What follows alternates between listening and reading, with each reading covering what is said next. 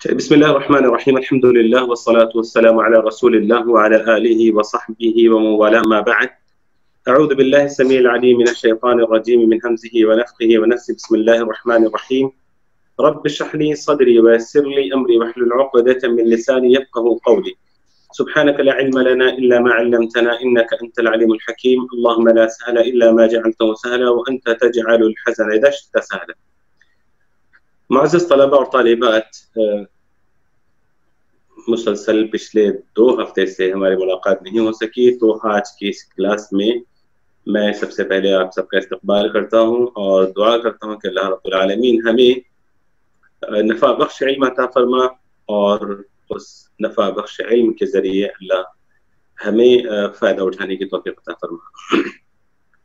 آمین یا رب العالمین. کل علم کی اصلاح کو اللہ ہمارے لیے آسان فرما دے اور ہمیں ثابت قدمی عطا فرما. معزز طلبہ اور طالبات، انشاءاللہ ابھی ہم العقیدۃ الواسطیہ پڑھیں گے، اور العقیدۃ الواسطیہ میں مجھے جہاں تک یاد ہے کہ ایک اہم بحث چل رہی تھی، وہ تھی کہ قرآن کلام اللہ ہے یا پھر مخلوق ہے. اس بارے میں بات چل رہی تھی ہماری. تو میں سرسری طور پر ایک مرتبہ پھر سے کچھ پرانی باتیں جو کہ بتا چکا ہوں میں ایک مرتبہ پھر سے دہرا دینا مناسب سمجھتا ہوں، تاکہ موضوع آپ کے ذہن میں واپس سے تازہ ہو جائے اور آگے کی باتیں سمجھنے میں آپ سب کے لیے آسانی. تو پچھلی کلاسوں میں ہم نے یہ بتایا تھا کہ اہل سنت والجماعت کا عقیدہ یہ ہے کہ قرآن منزل من اللہ ہے. کہتے ہیں کہ قرآن کلام اللہ ہے. قرآن کلام اللہ کیوں ہے؟ کیونکہ وہ منزل من اللہ ہے، نمبر 1، اور وہ قرآن غیر مخلوق ہے، اور قرآن چونکہ اسی سے ہے اور اسی کی طرف لوٹ کر جائے گا. تو یہ 4 باتیں اس ضمن میں اہل سنت والجماعت عقیدے کے اہل سنت والجماعت کے عقیدے کے ضمن میں یہ 4 باتیں پیش کی جاتی ہیں کہ قرآن کلام اللہ ہے، قرآن منزل من اللہ ہے، اور قرآن 5 باتیں: قرآن کلام اللہ ہے، قرآن منزل من اللہ ہے، قرآن غیر مخلوق ہے، اور قرآن یعنی کلام اللہ اسی سے ہے، اللہ سے ہے، اور اللہ ہی کی طرف وہ لوٹ کر جائے گا، وہ لوٹے گا. قرآن اللہ کا کلام ہے. اس سلسلے میں قرآن کے بے شمار آیتیں ہیں. ایک آیت کریمہ جو ابن عثیمین رحمہ اللہ نے ذکر کیا، اللہ رب العالمین کا ارشاد ہے سورۃ توبہ میں: فَأَجِرْهُ حَتَّى يَسْمَعَ كَلَامَ اللَّهِ. آپ پناہ دے دیں ان کو تاکہ وہ اللہ کا کلام سن سکیں. کلام اللہ، تو کلام اللہ کی اضافت یعنی کلام کی اضافت اللہ رب العالمین نے اپنے ذات سے کی ہے. کلام کی اضافت اللہ رب العالمین نے اپنے ذات سے کیا. کہا کہ حتی یسمع کلام اللہ، کہ وہ اللہ کی بات سنے. اب کچھ لوگ کہہ سکتے ہیں کہ بھئی اللہ کے کلام کی اضافت یعنی قرآن کی اضافت تو اللہ رب العالمین نے جبرائیل علیہ السلام کی طرف بھی کی ہے، یعنی جبرائیل علیہ السلام سے بھی اضافت کی ہے، اور ایک جگہ پر اللہ کے رسول صلی اللہ علیہ وسلم سے اضافت کی ہے.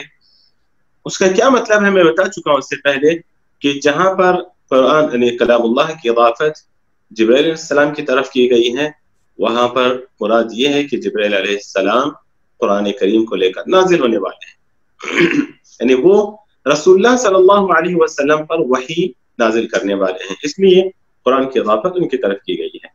اور جہاں پر یعنی وَإِنَّهُ لَقَوْلُ رَسُولٍ كَرِيمٍ ذِي قُوَّةٍ عِنْدَ ذِي الْعَرْشِ مَكِينٍ مُطَاعٍ ثَمَّ أَمِينٍ في سورۃ التکویر. اسی طرح قرآن کی اضافت نبی کریم صلی اللہ علیہ وسلم کی طرف بھی کی گئی ہے سورۃ الحاقہ میں: انه لقول رسول کریم وما هو بقول شاعر قلیلا ما تؤمنون ولا بقول کاہن قلیلا ما تذکرون. تو رسول اللہ صلی اللہ علیہ وسلم کی طرف اس لیے کی گئی کیونکہ رسول اللہ صلی اللہ علیہ وسلم اس کے مبلغ ہیں. تو پتہ یہ چلا کہ قرآن میں بہت سارے جگہوں پر اللہ نے کلام کی اضافت اپنے طرف کی ہے. یہ اس بات کا ثبوت ہے کہ قرآن مخلوق نہیں ہے. اور پھر قرآن منزل من اللہ ہے. اہل سنت والجماعت کا عقیدہ ہے کہ قرآن منزل من اللہ ہے. اس سلسلے میں بھی قرآن کے بے شمار آیتیں ہیں، جیسے شہر رمضان الذی انزل فیہ القرآن، اسی طرح انا انزلناہ فی لیلۃ القدر، اسی طرح تبارک الذی نزل الفرقان علی عبده لیکون للعالمین نذیرا وقرآنا فرقناه لتقرأه على الناس على مكث ونزلناه تنزيلا إنا نحن نزلنا الذكر وإنا له لحافظون إنا نحن نزلنا عليك القرآن تنزيلا. تو یہ ساری آیتیں اس طرح کی بہت ساری آیتیں ہیں جو اس بات پر دلالت کرتی ہیں کہ قرآن منزل من اللہ ہے، منزل ہے، قرآن منزل ہے. اور تیسری بات ہے کہ قرآن غیر مخلوق ہے، قرآن غیر مخلوق ہے. دلیل کیا ہے؟ اللہ رب العالمین کا ارشاد ہے سورۃ الاعراف کی آیت نمبر 54 میں، آیت نمبر 54 میں اللہ تعالیٰ فرماتے ہیں الا لہ الخلق والامر، الا لہ الخلق والامر، لوگوں خبردار ہو جاؤ، لوگوں کان کھول کے سنو، لہ الخلق والامر، دو چیزیں ذکر کی، اسی کے لیے خلق ہے، اسی کے لیے امر ہے. اور آپ لوگ عربیہ میں شاید کبھی میں نے یا پھر شیخ نے بتایا ہوگا آپ لوگوں کو کہ عطف یہ مغایرہ کا معنی دیتا ہے. مغایرہ کا مطلب یہ ہے کہ مثلا اگر میں کہوں کہ دخل فی الفصل خالد وحامد، تو کیا مطلب ہے اس کا؟ کہ خالد الگ ہے، حامد الگ ہے. یہ کیسے پتا چلا آپ کو کہ خالد الگ ہے، حامد الگ ہے؟ ظاہر سی بات ہے واو کے ذریعے پتا چلا نا کہ دخل فی الفصل خالد وحامد، کلاس میں داخل ہوا خالد اور حامد، تو واو کے ذریعے آپ کو پتا چلا کہ خالد الگ ہے، حامد الگ ہے. ٹھیک ہے. اسی طرح مغایرہ کہتے ہیں، مطلب الگ الگ کے معنی میں ہے. تو اللہ رب العالمین نے عطف کا یہ فائدہ ہے، عطف مغایرہ کا فائدہ دیتا ہے. تو یہاں پر اللہ رب العالمین نے کہا الا لہ الخلق والامر، الا لہ الخلق والامر، اسی کے لیے ہے خلق اور امر. تو خلق الگ ہے، امر الگ ہے. یہ بات ہو رہی تھی کہ واو مغایرہ کا فائدہ دیتا ہے، عطف قول عطف مغایرہ کا فائدہ دیتا ہے. اس کی مثال میں نے آپ کو سمجھائی. اگر میں کہوں دخل ولد وولد، لڑکا اور لڑکا داخل ہوا، تو کیا مطلب ایک ہی لڑکا داخل ہوا؟ دو لڑکے داخل ہوئے اور دونوں الگ الگ ہیں. یہ کیسے پتا چلا؟ یہ واو کے ذریعے پتا چلا. تو ایسے یہاں بھی اللہ رب العالمین نے کہا لہ الخلق والامر، اسی کے لیے ساری مخلوق ہے اور اسی کے لیے امر ہے. اگر امر بھی مخلوق ہوتا تو پھر اللہ رب العالمین امر کو خلق سے الگ نہیں کرتا نا. سمجھ رہے ہیں کہ آپ لوگ نہیں سمجھ رہے ہوں گے کہ اگر خلق امر بھی امر، اور امر قرآن میں اللہ رب العالمین نے قرآن کو امر کہا ہے. اللہ تعالیٰ نے اس کے اپنے کلام کو اللہ تعالیٰ نے امر کہا، اللہ نے اپنے کلام کو امر کہا ہے. کہاں اللہ تعالیٰ نے کہا؟ وَكَذَلِكَ سورۃ الشورى کی آیت نمبر 52 وَكَذَلِكَ أَوْحَيْنَا إِلَيْكَ رُوحًا مِنْ أَمْرِنَا، مِنْ أَمْرِنَا. جی جی عزیز بھائی کیا سوال سمجھ میں نہیں آ رہا ہے آپ کو؟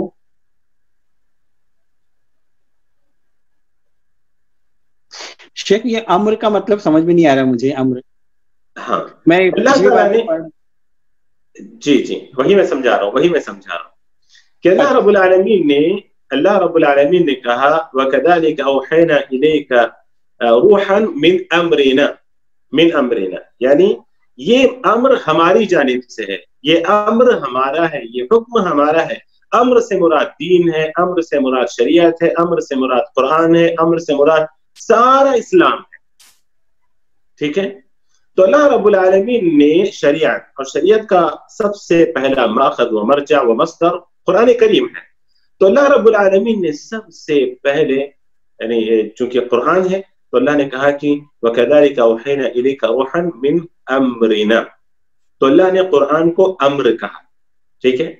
قرآن کو اللہ تعالیٰ نے امر کہا. اللہ کا کلام اللہ کا امر ہے، اللہ کا حکم ہے، اللہ کا فیصلہ ہے، اللہ کی شریعت ہے، اللہ کی طرف سے، اللہ کی جانب سے دین ہے، اللہ رب العالمین کا بنایا ہوا دین ہے، اس کی شریعت ہے، اسلام ہے. میرے خیال میں عزیز بھائی کو سمجھ میں آ گیا ہوگا اتنی ساری باتیں جب میں نے بولی ہیں. تو وَكَذَلِكَ أَوْحَيْنَا إِلَيْكَ رُوحًا مِّنْ أَمْرِنَا، تو اللہ رب العالمین نے شریعت کو امر کہا، قرآن کو امر کہا.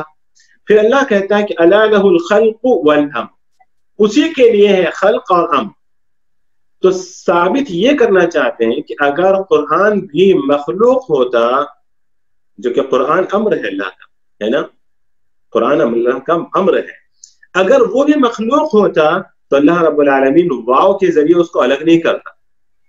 اللہ کہتا ہے کہ أَلَا لَهُ الْخَلْقُ، کیونکہ اس کے ساری باتیں مخلوق ہیں. جیسا لوگ کہتے ہیں معتزلہ کہ اللہ تعالیٰ جو بھی کہتا ہے وہ مخلوق، اللہ تعالیٰ جو جس کا بھی حکم دیتا ہے، جس بات کا بھی حکم، اور اللہ حکم کہاں دے رہا ہے؟ قرآن میں دے رہا ہے نا. اللہ تعالیٰ جس بات کا بھی حکم دیتا ہے تو قرآن ہے، قرآن میں ہے نا وہ سارے احکام اللہ تعالیٰ کے. تو اگر آپ کہتے ہو کہ اللہ رب العالمین کا ہر حکم مخلوق ہے، مخلوق ہے، سمجھتے ہو نا آپ لوگ؟ یعنی مطلب آپ سے مراد، آپ لوگ نہیں ناراض نہیں ہونا، آپ لوگ معتزلہ کی بات کر رہا ہوں کہ وہ قرآن کے ہر حکم کو یعنی امر کو مخلوق سمجھتے ہیں. تو پھر اللہ نے یہاں پر خلق سے امر کو الگ کیوں کیا؟ تو اللہ تعالیٰ نے خلق کو، امر کو خلق سے الگ کیوں کیا؟ کہا کہ أَلَا لَهُ الْخَلْقُ وَالْأَمْرُ، أَلَا لَهُ الْخَلْقُ وَالْأَمْرُ، خلق الگ ہے، امر الگ ہے. تو امر کا کیا مطلب ہے؟ ہمارے عزیز بھائی نے پوچھا. امر سے مراد اللہ کے تمام احکامات ہیں، امر سے مراد ساری شریعت ہے، امر سے مراد دین ہے. عجیب عبداللہ. السلام علیکم شیخ صاحب، میں یہ بات کرنا چاہ رہی تھی، آپ واو کو سے انہیں علیحدہ کر رہے ہیں امر اور مخلوق کو، لیکن واو تو کئی جگہ آتا ہے، جیسے اب یہ اگلی آیت ہے ہدم و بشرا، یہاں بھی واو آ رہا ہے. سماواتی والارض آتا ہے. جہاں بھی دیکھیں آپ، جہاں بھی دیکھیں وہ دونوں الگ چیز ہیں. آپ کیا مثال دے رہے ہیں؟ آپ مثال دیں. آپ میں مثال یہ دے رہی تھی کہ واو کی مجھے سمجھ نہیں آ رہی. آپ کہہ رہے ہیں کہ واو کے ذریعے الگ، وہ تو اللہ تعالیٰ ہر جگہ ہی الگ کر رہے ہیں نا، جیسے سماوات والارض ہے نا، واو وہاں بھی آ رہا ہے. ہاں وہی ہم سمجھا رہے ہیں کہ واو کا فائدہ کیا ہے. واو کیوں لاتے ہیں؟ جب واو سے پہلے والے کو واو کے بعد والے کو دونوں کو الگ کرنا ہوتا ہے تبھی بیچ میں واو لاتے ہیں، ہے نا. جیسے ابھی یہاں پر اسکرین پر ایک مثال ہے، جیسے اللہ تعالیٰ نے کہا، دیکھیں یہاں پر وَهُدًى وَبُشْرًى، ٹھیک ہے. ہدایت الگ چیز ہے، بشارت الگ چیز ہے کہ نہیں؟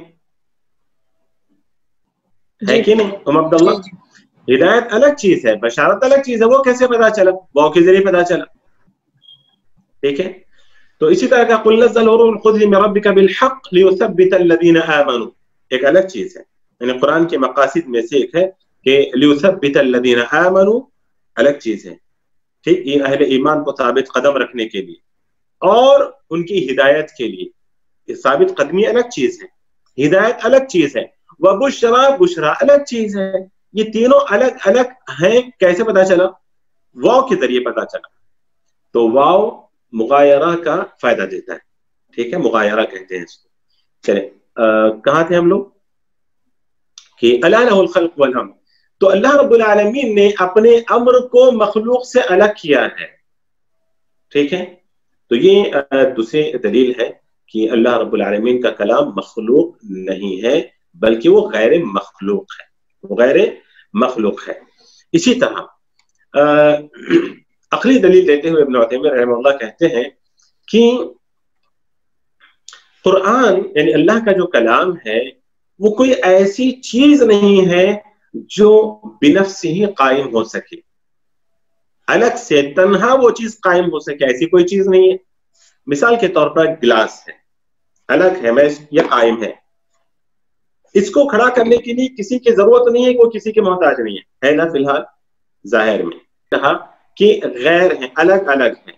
تو مغایرہ اسی کو کہتے ہیں کہ مغایرہ کا فائدہ دیتا ہے کہ دو الگ چیزیں ہیں. اگر آپ کہتے ہو کہ قرآن اللہ کے مخلوق ہے تو پھر اللہ تعالیٰ کو صرف یہ کہنا چاہیے کہ أَلَا لَهُ الْخَلْقُ، بات ختم. لیکن اللہ تعالیٰ نے کہا أَلَا لَهُ الْخَلْقُ وَالْأَمْرُ، دونوں الگ الگ چیزیں اللہ نے ذکر کی. ٹھیک ہے. اللہ نے کہا الخلق والامر، خلق الگ ہے، امر الگ ہے. اگر دونوں سیم ہوتی تو اللہ تعالیٰ الامر کو الگ سے نہیں ذکر کرتا، الامر کو اللہ تعالیٰ الگ سے نہیں ذکر کرتا، صرف خلق کہہ کے ختم کر دیتا بات جی ہے نا. تو بس یہی ہے.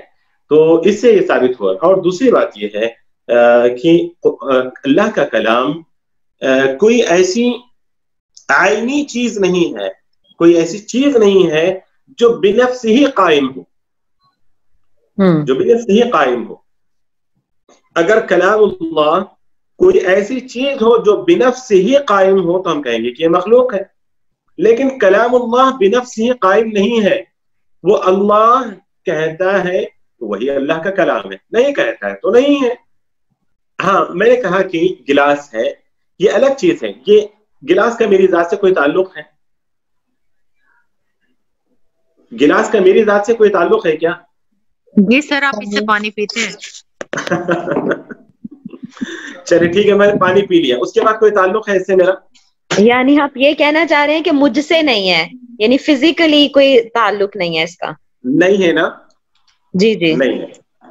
مطلب یہ گلاس بنفس ہی قائم، ایک ایسی چیز ہے جو بنفس ہی قائم ہے، بنفس ہی یہ گلاس قائم ہے. ٹھیک ہے، آپ سمجھ رہے ہیں نا. ایک چیز ہے، ایک چیز ہے جو بنفس ہی قائم ہے. لیکن میں نے ابھی سنیے، میں ایک جملہ بول رہا ہوں ابھی، نسیم اختر صاحب غور سے سنیں. جی شیخ. نہیں مطلب یہ جملہ، کیا جملہ بولا میں نے ابھی؟ گلاس بذات خود قائم ہے. نہیں نہیں، ابھی میں نے کیا بولا؟ نسیم اختر صاحب غور سے سنیں. یہ بولا میں، نسیم اختر صاحب غور سے سنیں، یہ بولا نا میں نے. جی. کیا یہ جملہ، یہ کلام خود بخود آ گیا ایسے ہی، یا جب میں نے بولا تب نکلا ہے وہ؟ جب آپ نے بولا ہے نا. جی. یہ بات میری طرف سے تھی، سمجھ رہے ہیں؟ یہ بات میری طرف سے تھی. کیا بات تھی میری طرف سے؟ کیا آپ نصیب صاحب سنیں؟ آرڈر تھا، آپ کا حکم تھا. تو اللہ رب العالمین کا کلام وَلِلَّهِ الْمَثَلُ الْأَعْلَى وَلَيْسَ كَمِثْلِهِ شَيْءٌ، اللہ کے لیے کوئی مثال نہیں. تو اللہ رب العالمین کا کلام بھی بنفس ہی کوئی ایسی چیز نہیں ہے. اب بار بار آپ لوگ جب اللہ کا کلام کہوں تو یہ قرآن نہیں سمجھ جانا، آپ لوگ یہ قرآن نہیں سمجھ جانا کہ یہ بھی تو ایک چیز ہے. میری مراد قرآن سے یہ مصحف نہیں ہے. میری مراد قرآن سے اس میں موجود حروف اور کلمات ہیں، اس میں موجود احکامات ہیں.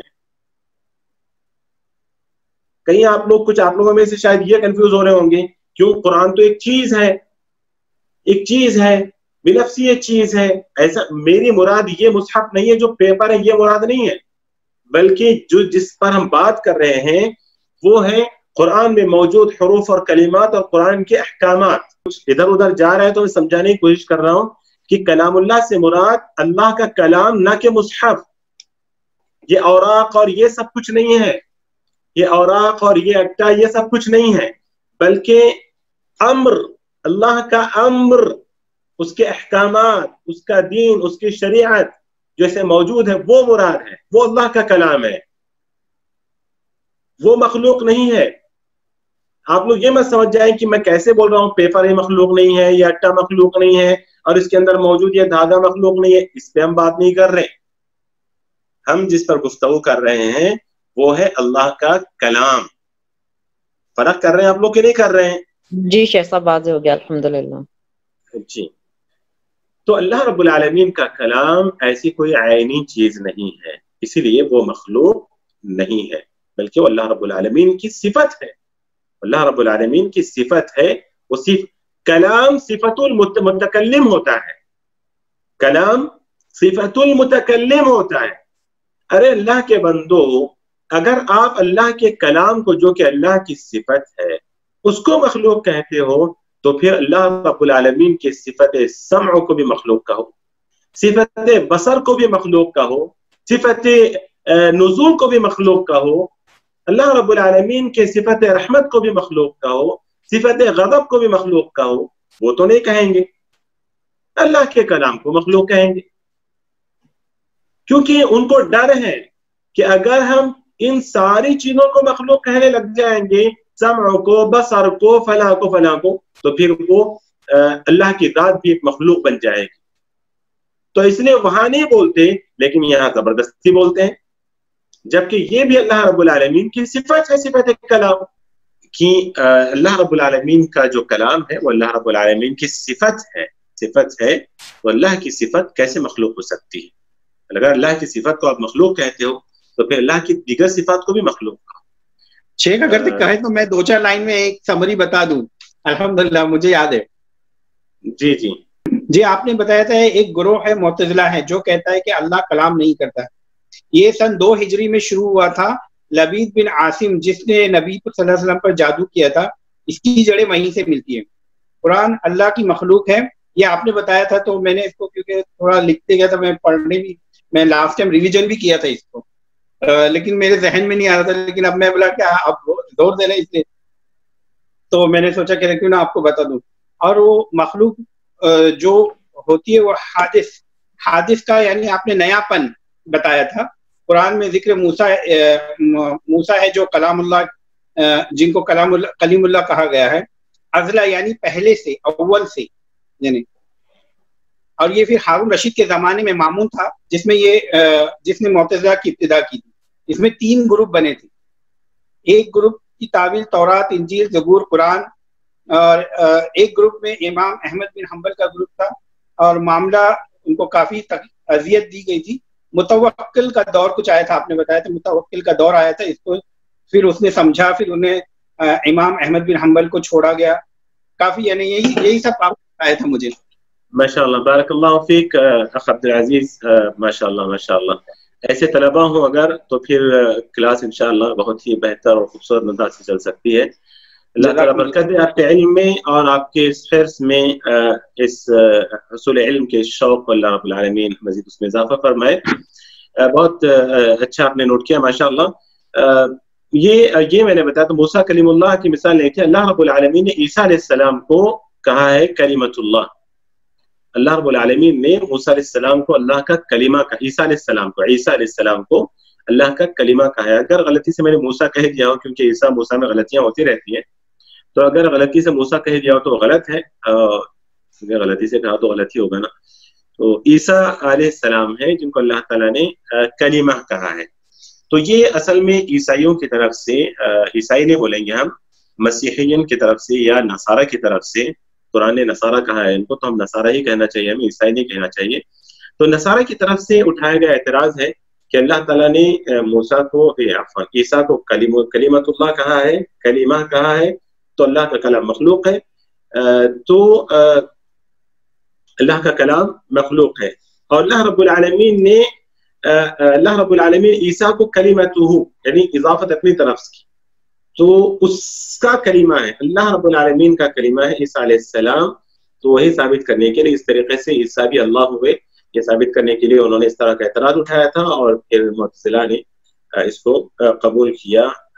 لیکن بہت سارے مقاصد تھے، آپ پہلا لیکچر سنیں گے تو بہت ساری باتیں انشاءاللہ آپ کے سامنے آئیں گی۔ بارک اللہ فیک عبد العزیز۔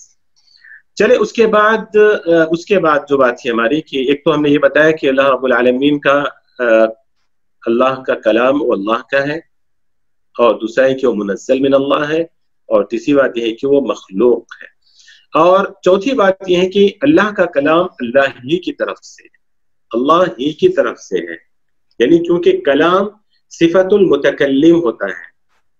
یہ پانچویں بات تھی کہ کلام صفت المتکلم ہوتا ہے، تو کلام جب صفت المتکلم ہے تو متکلم ہی سے ہے، وہ جب کلام یہ متکلم کی صفت ہے تو وہ اسی سے ہے۔ اسی لیے اہل سنت والجماعت کہتے ہیں کہ منہ بدأ، یہ کلام اللہ سے پہلے کسی نے نہیں بولا، اور کوئی تھا ہی نہیں اللہ سے پہلے، اللہ هو الاول هو الآخر۔ تو اسی لیے قرآن جو اللہ کا کلام ہے وہ اسی سے نکلا ہے، اسی سے کیونکہ اس نے بولا ہے، اللہ رب العالمین نے کلام کیا ہے۔ اور اس کے لیے بہت سارے قرآن کے اندر آیتیں ہیں جن میں اللہ رب العالمین نے جیسے اس سے پہلے کی آیت ذکر کی فَأَجِرْهُ حَتَّى يَسْمَعَ كَلَامَ اللَّهِ، اور کئی مقامات پر اللہ رب العالمین نے کلام کی اضافت اپنی طرف کی ہے۔ اور چھٹی بات یہ ہے کہ کلام اللہ اسی کی طرف جائے گا، وَإِلَيْهِ يَعُودُ۔ اس کا کیا مطلب ہے کہ کلام اللہ اسی کی طرف لوٹ جائے گا؟ इसका ये मतलब हो सकता है कि जैसा कि अल्लाह के रसूल सल्लल्लाहु अलैहि वसल्लम की मारूफ और मशहूर हदीस है, क़ुर्ब क़यामत की निशानियों में से एक निशानी जो जिक्र किया अल्लाह रब्बुल आलमीन ने, उसमें हज़रत हुज़ैफ़ा इब्न यमान रज़ियल्लाहु अन्हु रिवायत करते हैं, काफ़ी मशहूर हदीस है, आप लोगों ने बारहा सुना होगा। अल्लाह के रसूल सल्लल्लाहु अलैहि वसल्लम ने फरमाया कि युदरसुल इस्लाम कमा युदरसु वश्यु थौब हत्ता ला युदरा मा सियाम वला सलातुन वला नुसुकुन वला सदक़तुन वला युस्रा अला किताबिल्लाहि अज़्ज़ व जल्ल फी लैलतिन फला यबक़ा फिल अर्दि मिन्हु आयह वयबक़ा तवाइफ मिनन नास الشيخ الكبير والعجوز يقولون أدركنا آباءنا على هذه الكلمة لا إله إلا الله فنحن نقولها. فقال له صلة ما تغني عنهم لا إله إلا الله وهم لا تدرون ما صلاة ولا صيام ولا نسك ولا صدقة.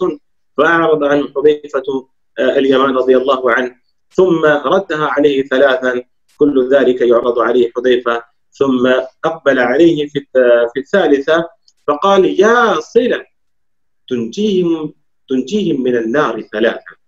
حذیفہ ابن الیمان رضی اللہ عنہ سے روایت ہے، کہتے ہیں کہ اسلام کو قیامت کے قریب اس طرح مٹا دیا جائے گا جس طرح کپڑوں پر نقش و نگار بار بار دھلنے سے یا جس کو مٹانا ہوتا ہے وہ مٹا دیتے ہیں، ایسے اسلام کو مٹا دیا جائے گا۔ قیامت کے قریب اس طرح کی حالت ہو جائے گی، جس طرح نقش و نگار کو کپڑوں سے مٹا دیا جاتا ہے ایسے مٹا دیا جائے گا۔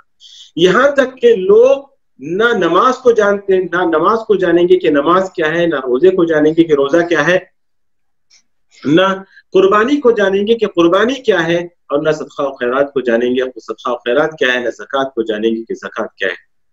اللہ آگے رسول اللہ صلی اللہ علیہ وسلم فرمایا کہ قرآن مجید کو ایک رات میں اٹھا لیا جائے گا۔ کیا مطلب اٹھا لیا جائے گا؟ یہ مصاحف اٹھ جائیں گے؟ نہیں، اللہ اپنے کلام کو اٹھا لے گا اللہ رب العالمین۔ تو قیامت کے قریب اللہ رب العالمین، حضرت حذیفہ بن یمان رضی اللہ عنہ کہتے ہیں کہ قرآن مجید کو ایک رات میں اٹھا لیا جائے گا، حتیٰ کہ روئے زمین پر اس کی ایک آیت بھی باقی نہ رہے گی، ایک آیت بھی باقی نہیں رہے گی، اور لوگوں کے چند گروہ ان میں سے جن میں بوڑھے ہوں گے اور بوڑھی عورتیں ہوں گی باقی رہ جائیں گی، لوگوں کی بوڑھے مرد اور بوڑھے عورتیں باقی رہ جائیں گی، اور وہ کہیں گے کہ ہم نے تو ہمارے باپ دادا سے کلمہ لا الہ الا اللہ سنا ہے، اس لیے ہم لوگ پڑھتے ہیں۔ اس کے بعد وہاں پر حضرت صلہ بن ظفر سیدنا حذیفہ رضی اللہ عنہ سے فرماتے ہیں کہ جب انہیں یہ نہیں معلوم ہوگا کہ نماز کیا ہے، روزہ کیا ہے، قربانی اور صدقہ خیرات اور زکوٰۃ کیا ہے، اور انہیں صرف لا الہ الا اللہ کا پتہ ہے، تو انہیں کیا فائدہ ہوگا اس کلمے کا؟ حضرت حذیفہ رضی اللہ عنہ ان سے منہ پھیر لیتے ہیں۔ پھر اس کے بعد پھر سے وہ یہی کہتے ہیں حضرت صلہ بن ظفر کہ جب لوگوں کو نماز کا پتہ نہیں، روزے کا پتہ نہیں، صدقہ خیرات کا پتہ نہیں، زکوٰۃ کا پتہ نہیں، تو کیا فائدہ ہوگا لا الہ الا اللہ؟ پھر سے منہ پھیر لیتے ہیں۔ اس لیے 3 مرتبہ ہوتا ہے۔ پھر اس کے بعد حضرت حذیفہ رضی اللہ عنہ ان کے واپس پلٹتے ہیں ان کی طرف، اور 3 مرتبہ کہتے ہیں کہ یہ کلمہ ان کو جہنم سے نجات دے گا، یہ کلمہ انہیں جہنم سے نجات دے گا۔ سنن ابن ماجہ کی یہ حدیث ہے۔ تو اس حدیث سے رسول اللہ صلی اللہ علیہ وسلم اس حدیث سے ہمیں ثابت ہوتا ہے کہ قیامت کے قریب قرآن اٹھا لیا جائے گا۔ اسرع علیہ فی لیلۃ فیصبح الناس لیس بین ایدیہم قرآن لا فی صدورہم ولا فی مصاحفہم۔ کہا کہ قرآن ایسے اٹھا لیا جائے گا، نہ ان کے سینوں میں ہوگا، اور سینوں میں کون سے مصحف رکھے ہوئے ہیں؟ اللہ کا کلام ہے نا سینوں میں جو حفظ کرتے ہیں، تو نہ سینوں میں ہوگا نہ ان کے سامنے ہوگا۔ ایک یہ مطلب ہے، اور ایک یہ مطلب بھی ہو سکتا ہے کہ لوگ بہت زیادہ قرآن سے اعراض کریں گے، لوگ بہت زیادہ قرآن سے اعراض کریں گے، قرآن کے کسی حکم پر عمل نہیں کریں گے۔ اور جو مشہور حدیث ہے رسول اللہ صلی اللہ علیہ وسلم نے قیامت کے قریب کعبۃ اللہ پر بھی ڈھانے والے لوگ آئیں گے، تو اس وقت اللہ رب العالمین ہلاک کر دے گا، جتنے بھی لوگ دنیا میں ہوں گے سب کو زمین میں دھسا دے گا۔ پھر اس کے بعد حسب نیت سب کو اٹھائیں گے اللہ رب العالمین۔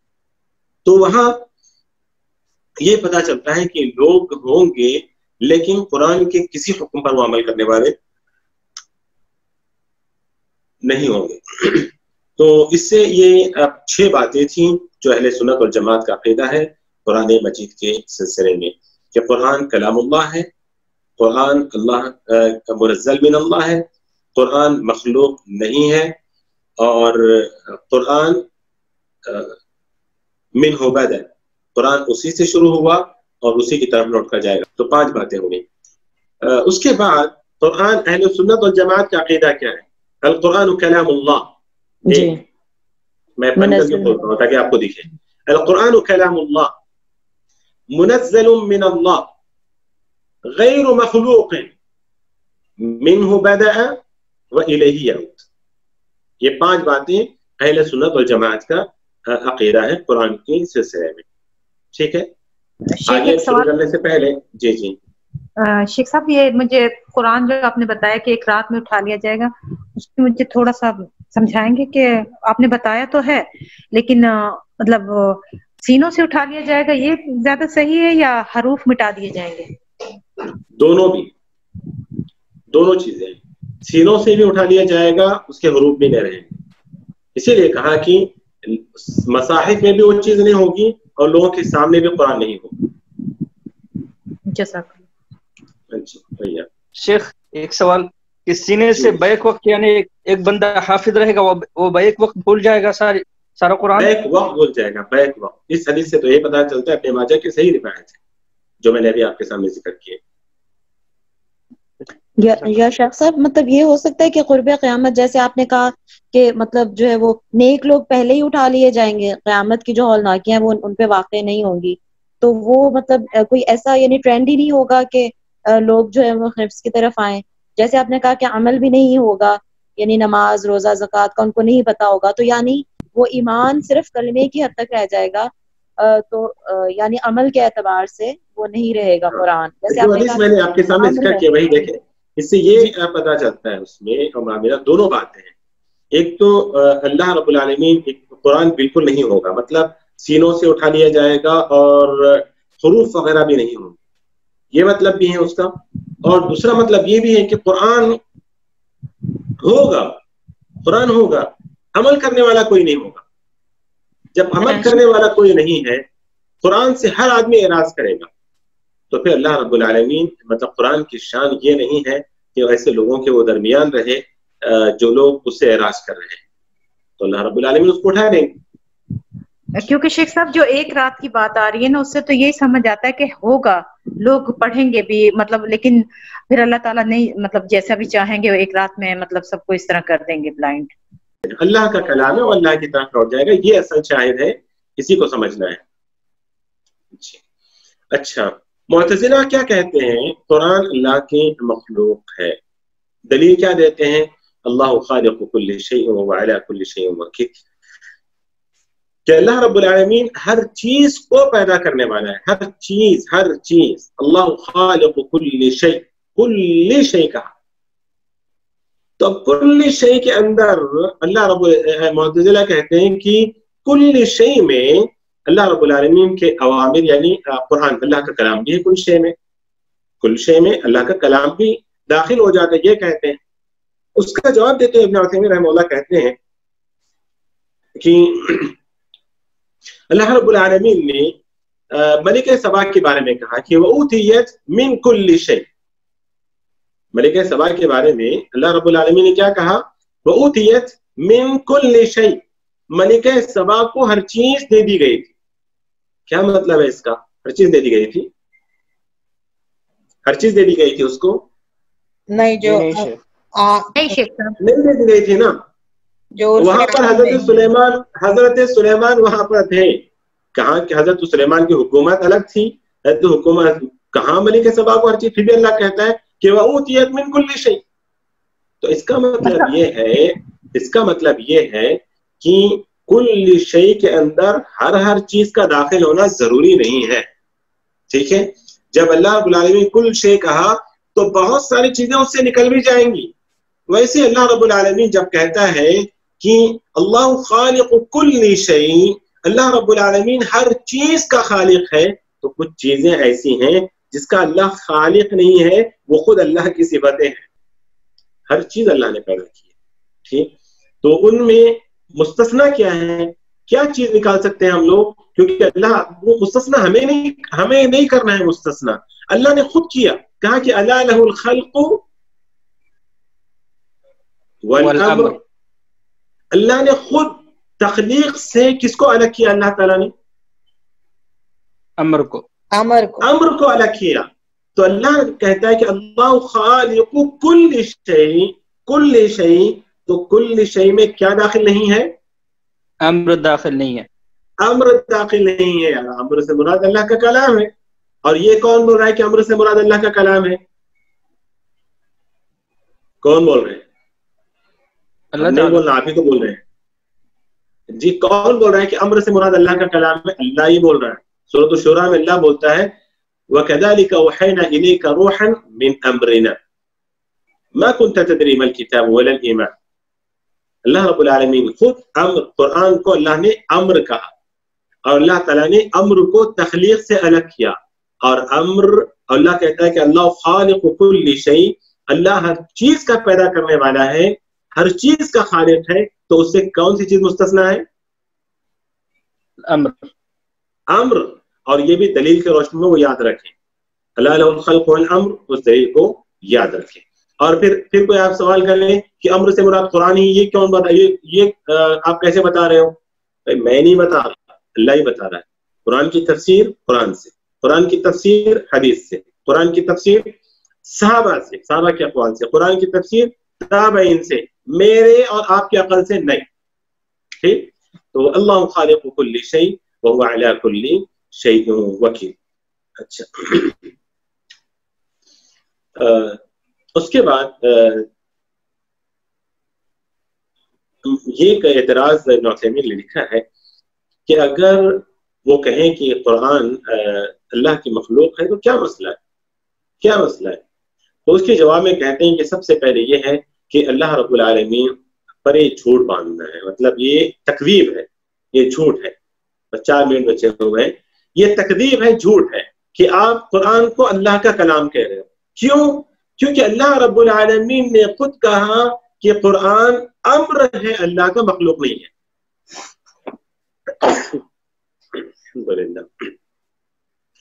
قرآن اللہ کا کلام ہے، مخلوق نہیں ہے، اللہ کا امر ہے، اللہ تعالیٰ نے خود کہا. تو اس لیے ہم کہتے ہیں کہ اگر آپ کہتے ہو کہ قرآن اللہ کی مخلوق ہے تو آپ جھوٹ کہہ رہے ہو. ٹھیک ہے، کیسے؟ اللہ تعالیٰ کہتا ہے وَكَذَلِكَ أَوْحَيْنَا إِلَيْكَ رُوحًا مِّنْ أَمْرِنَا، سورۃ الشورى کی آیت نمبر 52 میں اللہ رب العالمین خود کہتا ہے. تو اللہ رب العالمین کی جو وحی ہے، اگر مخلوق ہے قرآن تو پھر وحی نہیں ہونا چاہیے، کیونکہ اللہ نے کہا وَكَذَلِكَ أَوْحَيْنَا خلقنا نہیں کہا. سمجھیں؟ اللہ نے کہا قرآن کے بارے میں، اللہ نے کہا أَوْحَيْنَا إِلَيْكَ روحا من امرنا. تو اللہ رب العالمین نے قرآن کے لیے وحی کا لفظ استعمال کیا. تو کہتے ہیں کہ اگر وہ مخلوق ہے تو پھر وہ وحی نہیں ہونا چاہیے، اور اگر وہ وحی ہے تو پھر کیا نہیں ہونا چاہیے؟ مخلوق نہیں ہونا چاہیے. جی، تو پھر اگر آپ مخلوق کہتے ہو اللہ کے وحی کو تو پھر یہ غلط بات ہو جائے گی، اللہ پر جھوٹ ہوگا، اللہ کے کلام کے حق میں جھوٹ ہوگا. شیخ وہ پھر کیا ترجمہ کرتا ہے اوحینا کا؟ جی، جو کہتے ہیں مخلوق ہے وہ پھر اوحینا کا کیا ترجمہ کرتے ہیں؟ وحی کا ہی کرتے ہوں گے، میں نے نہیں دیکھا ان کا کیا ترجمہ ہے کہ وہ اوحینا کا کیا ترجمہ کرتے ہیں. وحی کا ہی کرتے ہوں گے کہ ہم نے وحی نازل کی ہے. اور قرآن کو وحی سمجھتے ہیں لیکن ساتھ وہ مخلوق کہتے ہیں. تو ہم یہ کہتے ہیں کہ اگر مخلوق ہے تو پھر اللہ رب العالمین نے اوحینا الیک کہا، خلقنا نہیں کہا. ٹھیک، اب انہوں نے وہ ترجمہ کیا کرتے ہیں وہ دیکھنا پڑے گا مجھے، میں نے نہیں دیکھا ہے. تو بہرحال یہاں پر ہم رکتے ہیں. تو انشاءاللہ اگلے ہفتے ہم آگے بڑھتے ہیں اور اسی موضوع کو اگلے ہفتے مکمل کرتے ہیں انشاءاللہ باذن اللہ. تو دعا کرتے ہیں اللہ تعالیٰ سے کہ اللہ رب العالمین ہمارے عقیدوں کی اصلاح فرما. اللہ رب العالمین ہر طرح کی بدعقیدگی سے ہم سب کی حفاظت فرما اور ہمیں علم نافع عطا فرما. نفع بخش علم الله تعالى ما فرما. آمين. وصلى الله وسلم وبارك على نبينا محمد وعلى آله وصحبه أجمعين. الحمد لله رب العالمين. سبحانك اللهم وبحمدك أشهد أن لا إله إلا أنت أستغفرك وأتوب إليك. والسلام عليكم ورحمة الله وبركاته.